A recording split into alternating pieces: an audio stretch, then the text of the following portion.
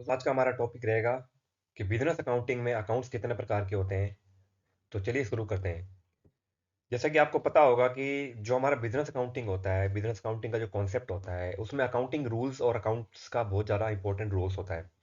बिना अकाउंट्स जाने, बिना अकाउंटिंग के रूल्स जाने कि कौन से अकाउंट्स किस प्रकार के होते हैं, किस में किस प्रकार के खाते होते हैं, आप आगे की कैलकुलेशन से, आगे के ट्रांजेक्शन वगैरह इजिली तरीके से नहीं कर पाते। ठीक है ना। तो एक तरीके से देखा जाए तो टाइप्स ऑफ जो अकाउंट होते हैं या बिजनेस अकाउंटिंग टर्म्स या कॉन्सेप्ट जो होते हैं, वो एक तरीके से क्या होते हैं ना, बेसिक होते हैं। मतलब कि जो बिजनेस अकाउंटिंग होती है उसकी जो बेसिक होती है वो होती है हमारे बिजनेस अकाउंटिंग टर्म्स। ठीक है ना। अगर आपको ये अच्छे से आता है, अगर आपको ये अच्छे से पहचान होती है कि किस प्रकार के अकाउंट होते हैं, कौन कौन से अकाउंट होते हैं, है ना, किस अकाउंट में कौन किस प्रकार के खाते होते हैं, है ना, तो तभी आप आगे का जो कॉन्सेप्ट होता है, जो आप एंट्रीज होती है, डेबिट या क्रेडिट होते हैं, तभी आप आसानी से कर पाएंगे। ठीक है ना। तो बिजनेस अकाउंटिंग में क्या होता है ना, तीन प्रकार के अकाउंट मेन होते हैं, जिसमें सबसे पहला अकाउंट होता है पर्सनल अकाउंट। ठीक है। दूसरा होता है रियल अकाउंट। और तीसरा होता है नॉमिनल अकाउंट। ये तीन मेन अकाउंट होते हैं। सारी अकाउंटिंग इन तीनों अकाउंट के इर्द गिर्द ही घूमती रहती है। ठीक है ना। तो ये अच्छे से आपको समझना है, क्योंकि टेली करना इतना डिफिकल्ट नहीं है जितना कि बिजनेस अकाउंटिंग के कॉन्सेप्ट को समझना। टेली तो एक सॉफ्टवेयर है, वो तो कोई भी चला लेगा। बट आप अकाउंटिंग में किस तरीके से लेन देन करेंगे, क्या आप ट्रांजेक्शन्स को रिकॉर्ड कैसे करेंगे, उनके पीछे का रीजन क्या है, डेबिट होने का, क्रेडिट होने का रीजन क्या है ना, वो सब आपको आना बहुत जरूरी है, तभी आप एंट्रियां बना पाओगे। अदरवाइज आप सीधा रट्टा मारोगे तो वो एंट्रियां कोई थोड़ी घुमा फिरा के या थोड़ी डिफिकल्ट एंट्री आ गई तो आपका जो रट्टा मारने का जो सिस्टम है वो सारा खराब हो जाएगा। समझ में आ रही है मेरी बात। तो मैंने बताया बिजनेस में तीन प्रकार के अकाउंट्स होते हैं, पर्सनल अकाउंट, रियल अकाउंट और नॉमिनल अकाउंट। चलिए इनको एक वन बाय वन समझ लेते हैं। तो ये कह रहा है कि पर्सनल अकाउंट कौन कौन से होते हैं। ऐसे सभी खाते हैं जो किसी व्यक्ति, संस्था, बैंक, फर्म या फिर किसी कंपनी से संबंधित होते हैं, उनको हम पर्सनल अकाउंट कहते हैं। मतलब ये कहना चाह रहा है कि वो कोई व्यक्ति होगा, जैसे राम, श्याम, मोहन, किशन ना। संस्था होगी जैसे Ram limited, Mohan limited, Shyam limited. ठीक है। बैंक हो सकता है, चाहे वो गवर्नमेंट हो, चाहे सरकारी हो, SBI bank, HDFC bank, ICICI bank, cooperative bank, जो भी बैंक है। या कोई भी कंपनी हो सकती है, चाहे वो लिमिटेड हो, ठीक है ना, चाहे वो कोई भी प्राइवेट सेक्टर हो। ठीक है ना। वो सारे हमारे किस में आते हैं, पर्सनल अकाउंट में आते हैं। तो समझ में आ गया होगा, पर्सनल मतलब व्यक्तिगत खाते जो किसी व्यक्ति से संबंधित होंगे, या कोई संस्था होगी, क्योंकि संस्था में भी अगर कोई ना कोई काम कर रहा है तो वो व्यक्ति तो कर रहे हैं ना। संस्था अपने आप तो चल नहीं सकती, उसको चलाने वाला कोई ना कोई व्यक्ति तो होगा। समझ में आ रही है मेरी बात। तो क्या होता है ना, कि जो पर्सनल अकाउंट होते हैं वो किससे संबंधित होते हैं, व्यक्ति से, संस्था से, फर्म से या किसी कंपनी या बैंक से, चाहे वो गवर्नमेंट हो, चाहे सरकारी हो, चाहे सेमी गवर्नमेंट कंपनी क्यों ना हो। समझ में आ गई मेरी बात। फिर नेक्स्ट आता है अपना रियल अकाउंट। ये कह रहा है ऐसे सभी खाते हैं जो वस्तुओं से संबंधित होते हैं, यानी कि अवास्तविक खाते हैं या वस्तुगत खाते जो होते हैं, वो हमारे सारे कौन से अकाउंट होते हैं, रियल अकाउंट होते हैं। यानी कि देखो, व्यक्ति तो अलग हो गए, ठीक है, वस्तुएं अलग होती हैं। वस्तुओं की पहचान तो हम करना चाहते हैं ना, जैसे बाइक हो गई, कंप्यूटर हो गया, मोटरसाइकिल होगी, कैश हो गया, फर्नीचर हो गया, बिल्डिंग हो गया, परचेज हो गया, है ना। जो भी बिजनेस में जो भी निर्जीव चीजें हैं, ठीक है ना, वो सारी हमारे रियल अकाउंट में आती हैं। यानी बिजनेस की सारी वस्तुएं, बिजनेस की सारी असेट, बिजनेस की सारी संपत्तियां, जिसको अपन फिजिकली टच कर सकते हैं, जो बिजनेस में हमारा काफी अहम रोल अदा करते हैं, जिनके बिना बिजनेस हमारा रन नहीं हो सकता, जिसके बिना हमें बिजनेस को प्रॉफिट नहीं मिलेगा। ठीक है ना। तो वो सभी हमारे अकाउंट कौन से आते हैं, रियल अकाउंट में आते हैं। रियल मतलब वस्तुगत, जो वस्तुओं से संबंधित होते हैं, जैसे purchase account, cash, furniture, building, computer, और भी हो सकते हैं बहुत सारे। ठीक है ना। वो सारे हमारे रियल अकाउंट में आते हैं। ठीक है। नेक्स्ट आ जाता है नॉमिनल अकाउंट। नॉमिनल अकाउंट मतलब आय व्यय और लाभ हानि से संबंधित जो खाते होते हैं, यानी वे सभी खाते जो खर्चों से, हानियों से, लाभ से, आय से, है ना, संबंधित होते हैं, वो सारे हमारे कौन से अकाउंट होते हैं, नॉमिनल अकाउंट होते हैं। इसको नाम मात्र का खाता भी बोला जाता है या अवास्तविक खाता बोला जाता है। रियल अकाउंट तो कौन से होते हैं, वास्तविक खाते। ये होते हैं अवास्तविक खाते, क्योंकि इनको हम छू नहीं सकते ना, टच नहीं कर सकते ना। वास्तविक खातों को तो अपन टच कर सकते हैं, वास्तविक या वस्तुगत खाते। बट जो नॉमिनल अकाउंट होते हैं, इनको अपन फिजिकली टच नहीं कर सकते, ये जगह नहीं घेरते, स्पेस नहीं घेरते, इनका कोई वजन नहीं होता, कोई आकार नहीं होता, है ना। तो वो सभी खाते कौन से होते हैं, नॉमिनल अकाउंट। क्योंकि बिजनेस में तो खर्चे होते हैं, हानियां भी बिजनेस को उठानी पड़ती है, लाभ भी होता है, इनकम भी होता है, प्रॉफिट भी होता है। तो सभी खाते हमारे कौन से होते हैं, नॉमिनल। जैसे वेजेस, वेतन का अकाउंट, सैलरी एक्सपेंसेस, सैलरी दे दी, commission account, rent account, discount allowed, discount received. समझ में आ रही ना। Petrol expenses, office expenses, electricity expenses, transportation, loading unloading, ये सारे हमारे कौन से अकाउंट होते हैं? Nominal account. इनकम भी हो सकते हैं, commission received, discount received, rent received, ठीक है ना। तो ये सारे हमारे नॉमिनल अकाउंट होते हैं। ठीक है, तो समझ में आ गया होगा, तीनों ही अलग है, तीनों ही डिफरेंट है एक दूसरे से।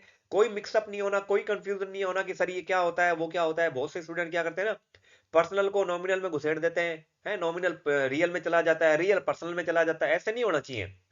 तीनों चीजें अलग हैं, तीनों का काम अलग है, तीनों की रूपरेखा अलग है, सारी चीज अलग है। ठीक है। अब नेक्स्ट आ जाता है कि golden rules of accounting, debit and credit. Business में क्या होता है ना, देखो डेबिट और क्रेडिट भी बहुत ज्यादा इंपॉर्टेंट है।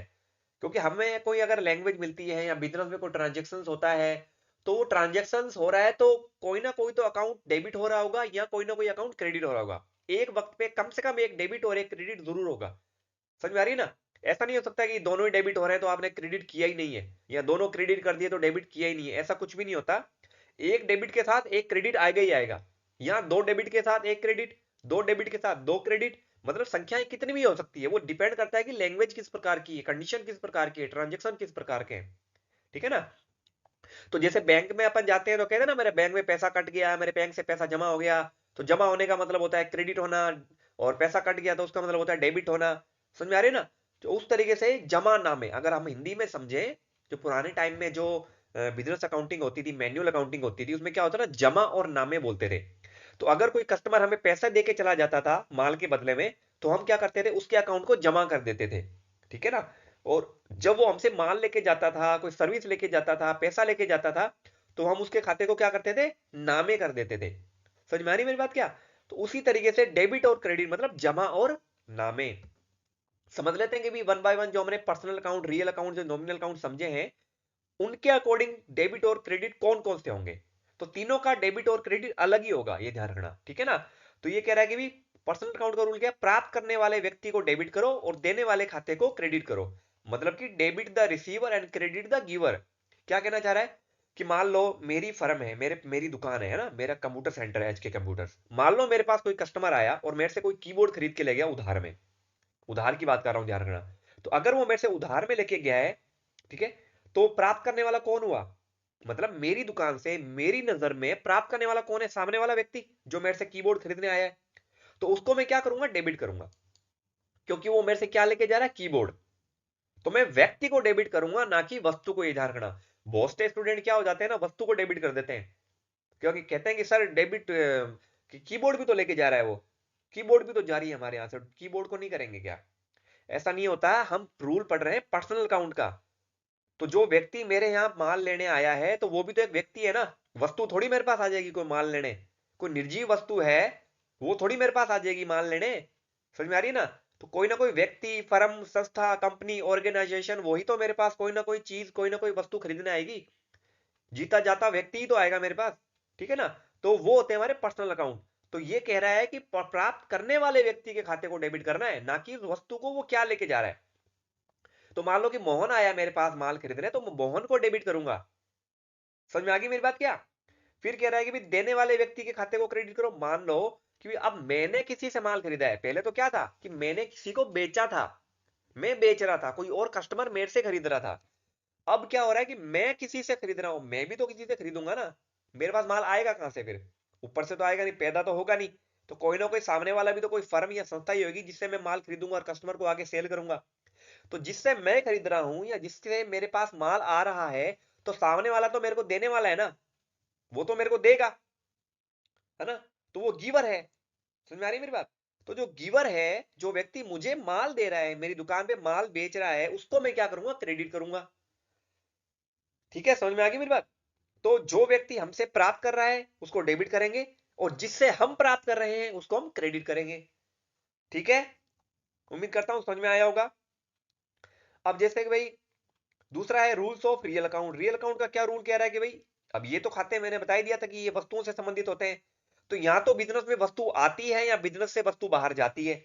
ऐसा तो होगा नहीं कि कोई भी वस्तु हमारे बिजनेस में हम आ गई है, हमने उसको रख लिया, या कोई भी वस्तु हमारे बिजनेस से कोई चीज खरीद रही है, या हम कोई चीज किसी वस्तु को बेच रहे हैं, ऐसा तो नहीं होता। समझ में आ रही है ना। तो रियल अकाउंट मतलब वस्तु। तो कोई भी वस्तु आए तो डेबिट करो, या कोई भी वस्तु चली जाए तो उसके खाते को क्रेडिट कर दो। Debit what comes in, credit what goes out.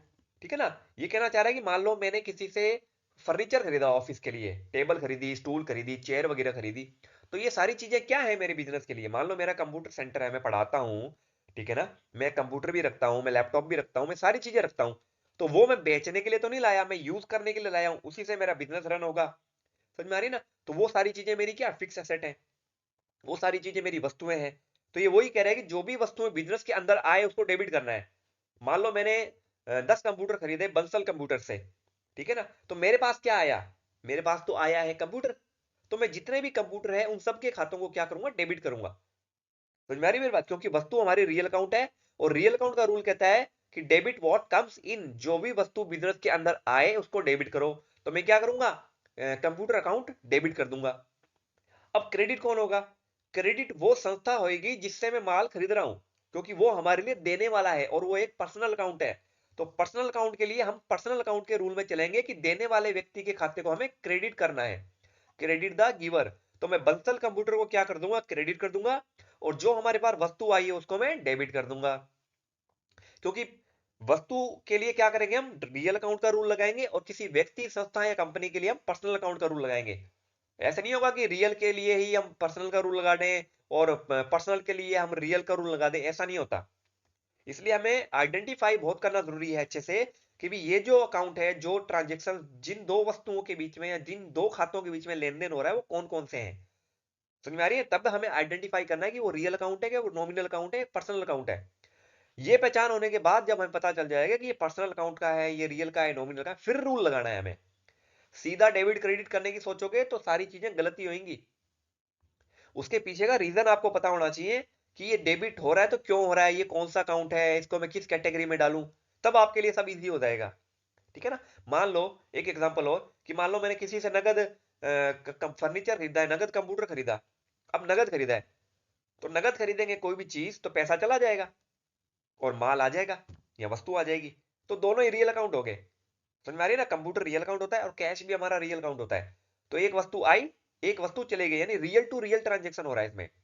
तो फर्नीचर अकाउंट या कंप्यूटर अकाउंट हो जाएगा डेबिट, और कैश अकाउंट हो जाएगा हमारा क्रेडिट।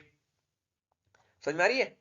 अगर यहीं पे ऐसा होता कि मैंने पेमेंट बैंक से करी है, ठीक है ना, तो फर्नीचर या cash bank account, sorry, furniture या कंप्यूटर अकाउंट हो जाता डेबिट, और बैंक अकाउंट हो जाता हमारा क्रेडिट। ठीक है ना। तो इस तरीके से हमें रूल्स लगाने होते हैं।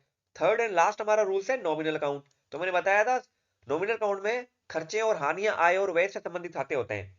तो ये कह रहा है व्यापार के समस्त खर्चों में हानियों को डेबिट करो और समस्त लाभ और आय को क्रेडिट करो, यानी कि debit all expenses and losses, credit all income profit and gains. यानी कि जो भी आप खर्चा कर रहे हो, जो भी आपको इनकम प्राप्त हो रही है, उससे रिलेटेड आपके जो भी ट्रांजेक्शन होंगे वो नॉमिनल अकाउंट के रूल में ही आएंगे। ठीक है ना। जैसे मान लो आपने बिजली का बिल भरा, तो बिजली का बिल क्या है हमारे लिए, बिजली का बिल तो हमारा खर्चा ही हुआ ना। ठीक है ना। तो अब क्या कर रहे हैं, इलेक्ट्रिसिटी एक्सपेंस क्या हो जाएगा हमारा, डेबिट हो जाएगा। अब बिजली का बिल हम भरेंगे तो किसी ना किसी वे में तो भरेंगे ना, कैश या बैंक भरेंगे। तो अगर हम कैश या बैंक भरेंगे तो कैश और बैंक तो हमारा क्या होता है, कैश हमारा रियल अकाउंट होता है और बैंक हमारा पर्सनल अकाउंट होता है। तो अगर आपने मान लो बिजली का बिल नगद भरा है, तो electricity expense account debit to cash account हो जाएगा। और अगर आपने बैंक से पेमेंट करी है, तो electricity expense account debit to bank account हो जाएगा। समझ में आ रही मेरी बात। तो इस तरीके से हम क्या कर सकते हैं, रूल्स वगैरह अप्लाई कर सकते हैं। फॉर एग्जांपल एक और, कि मान लो जो बैंक के पास हमारा बैंक का ब्याज का पैसा आता है हमारे अकाउंट में, उस तरीके की उसकी एंट्री कैसे करेंगे। देखो, जैसे मान लो 500 रुपए बैंक से ब्याज प्राप्त किया, तो जो ब्याज प्राप्त किया है वो हमारे बिजनेस के लिए क्या होता है ना, इनकम होती है, इनडायरेक्ट इनकम। तो इनकम हमारा नॉमिनल अकाउंट में आता है, और नॉमिनल अकाउंट का रूल कहता है कि क्रेडिट ऑल इनकम अगेंस्ट। इसका मतलब कि भी जो इनकम अकाउंट है, यानी हमारा जो इंटरेस्ट रिसीव्ड का अकाउंट है, वो तो क्रेडिट होगा ही होगा। अब सवाल उठता है कि डेबिट किसको करें। डेबिट होगा हमारा बैंक का अकाउंट, क्योंकि जो पैसा हमारा प्राप्त कर रहा है वो बैंक अकाउंट ही तो प्राप्त कर रहा है ना। और बैंक हमारा कौन सा अकाउंट होता है, पर्सनल अकाउंट होता है। समझ में आ रही है। तो उसके लिए हम क्या करेंगे, पर्सनल अकाउंट का रूल लगाएंगे कि प्राप्त करने वाले को डेबिट करो, तो बैंक ही तो प्राप्त करेगा ना हमारा अकाउंट। समझ में आ रही है ना मेरी बात। तो bank account debit to interest received account. और यहीं पे अगर मान लो बैंक हमारे बैंक बिजनेस से, सॉरी, हमारे अकाउंट से पैसा काट लेता किसी भी ट्रांजेक्शन का, मान लो बैंक चार्जेस है, या एक तरीके से हो जाता है कि भाई अदर चार्जेस बैंक काट लेता है, ठीक है ना। तो उस तरीके से क्या होगा, बैंक चार्जेस जो है वो हमारा एक्सपेंस है, तो bank charges account debit to bank account, क्योंकि जो पैसा कटेगा वो हमारे बैंक के अकाउंट से ही कटेगा। कैश नहीं करता कभी भी, कि आपने कभी कैश में बैंक में जाके कोई कैश जमा कराया हो किसी भी खर्चे के लिए। तो जो हमारे अकाउंट में पैसे पड़े होते हैं उसी से बैंक हमारा अकाउंट को डेबिट कर देता है। समझ में आ रही मेरी बात? अकाउंट हमारा क्या हो जाता है, कम हो जाता है।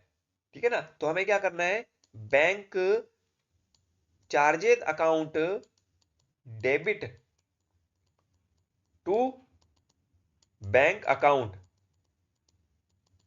ठीक है ना? तो यहां पे तो क्या हो रहा है, हमारा बैंक अकाउंट क्रेडिट हो रहा है। पर अगर मैं बैंक के नजरिए से देखूं तो बैंक के अकाउंट में क्या होगा, हमारा अकाउंट डेबिट हो रहा होगा। ये ध्यान रखना, उल्टा होता है। बिजनेस अकाउंटिंग और जो हमारी बैंक की जो अकाउंटिंग होती है उनका क्या होता है ना, थोड़ा रिवर्स होता है, उल्टा सिस्टम होता है। हमारा जब यहाँ बैंक अकाउंट क्रेडिट हो रहा है तो इसका मतलब क्या हो रहा है कि हमारे बैंक से क्या हो रहा है, पैसा कट रहा है। ठीक है ना? क्योंकि हमें हमारे अकाउंट में एंट्री ऐसी करनी पड़ेगी कि बैंक अकाउंट को हमें क्रेडिट करना पड़ेगा। बट जब हमारा बैंक से पैसा कट जाएगा तो हमारे पास मैसेज आएगा, योर अकाउंट इज डेबिटेड। है ना? तो ये होता है कि भाई थोड़ा उल्टा होता है, ये ध्यान रखना। ठीक है ना? तो उम्मीद करता हूं आपको ये रूल्स, ये कॉन्सेप्ट समझ में आए होंगे। इनको अच्छे से समझ लेना, क्योंकि बुनियाद जो है, नींव जो है यही है। अगर आपकी नींव ही कमजोर है, आपका अगर बुनियाद ही कमजोर है, तो आपको पता है कोई भी घर घर जो है वो खड़ा नहीं हो सकता, वो गिर ही जाएगा किसी ना किसी दिन। आप रट्टा मार के, आप टोरा मार के, आप कैसे भी करके चलो एक दो एंट्रियां, कुछ एंट्री आप चलो कर भी लोगे। बट बहुत सी एंट्रियां ऐसी होती है ना दोस्तों, अकाउंटिंग में, कि वो फंसा देती है व्यक्ति को कि करना क्या है, किसको डेबिट करें किसको क्रेडिट करें, समझ में नहीं आएगा। फिर आप रट्टा मारते रहोगे, फिर आप तोरे मारोगे, फिर कोई मतलब नहीं है आपका, सब खत्म है, सब खराब हो चुका है आपका। तो इसलिए रट्टा मारने से अच्छा है आप कॉन्सेप्ट को समझने की कोशिश करो कि पर्सनल अकाउंट में कौन कौन से खाते आएंगे, रियल में कौन से आएंगे, नॉमिनल में कौन से आएंगे, इनको अच्छे से समझो। उसके बाद ये समझना है कि पर्सनल में कौन से रूल्स अप्लाई होंगे, रियल्स में कौन से होंगे और नॉमिनल में कौन से होंगे। फिर सारी एंट्रियां मिक्सअप होंगी एक दूसरे से। ऐसे नहीं है कि आपको सारी एंट्रियां real to real, personal to personal, nominal to nominal मिलती है। कभी भी ऐसा नहीं होता कि personal to personal, nominal to nominal. बहुत रेयर केसेस में होता है। वो डिपेंड करता है ट्रांजेक्शन पे, कि आप किस प्रकार का ट्रांजेक्शन कर रहे हैं बिजनेस अकाउंटिंग में। ठीक है ना? तो उम्मीद करता हूँ आपको ये वीडियो बहुत अच्छे से समझ में आया होगा। मैंने बहुत अच्छे से आपको समझाया है, बहुत ध्यान से समझाया है। और अगर वीडियो अगर आपको पसंद आता है तो प्लीज लाइक जरूर कर दिया करें। आप लाइक नहीं करते हैं, जिससे मेरे को क्या है ना, मोटिवेशन नहीं मिलता मेरे को और मेहनत करने का और ज्यादा अच्छा परफॉर्मेंस करने का, मेरे को वो मोटिवेशन नहीं मिलता है। और ना आप मेरे को कमेंट करके बताते हैं कि सर अच्छा लगा, या कोई भी है, आप बताते ही नहीं है। ठीक है? आपको ऐसा करना है, अगर आपको रियल में लगता है कि हाँ भी हेमंत सर ने जो चीज बताई है हमें समझ में आ रही है, वो एफर्ट कर रहे हैं, वो मेहनत कर रहे हैं हमें समझाने के लिए, तो आप जरूर उसको कमेंट करके बताइए, अप्रिशिएट कीजिए थोड़ा। है ना? और ज्यादा से ज्यादा लोगों तक मेरी वीडियो को पहुंचाइए, क्योंकि मेरा काम ही है कंप्यूटर पढ़ाना, कंप्यूटर सिखाना, तो मैं और ज्यादा अच्छी तरीके से आपको एजुकेट कर पाऊंगा। और ये वीडियो आपके लिए काफी हेल्पफुल रहेंगे, आप कभी भी खोल के कभी भी पढ़ सकते हैं। ठीक है ना? तो वीडियो को जरूर लाइक करें, सब्सक्राइब करें चैनल को अभी तक नहीं किया है तो। ठीक है ना? मिलते हैं नेक्स्ट वीडियो में, तो हमारा रिलेटेड होगा कि भाई जो हमारे टेली में जो वाउचर्स होते हैं, purchase, sale, contra, receipt, payment, journal voucher, उनमें किस प्रकार के ट्रांजेक्शन को हमें रिकॉर्ड करना होता है, किन किन चीजों का ध्यान देना होता है। ठीक है ना? तो मिलेंगे आपसे नेक्स्ट वीडियो में, जरूर देखिएगा उस वीडियो को। बहुत बहुत धन्यवाद।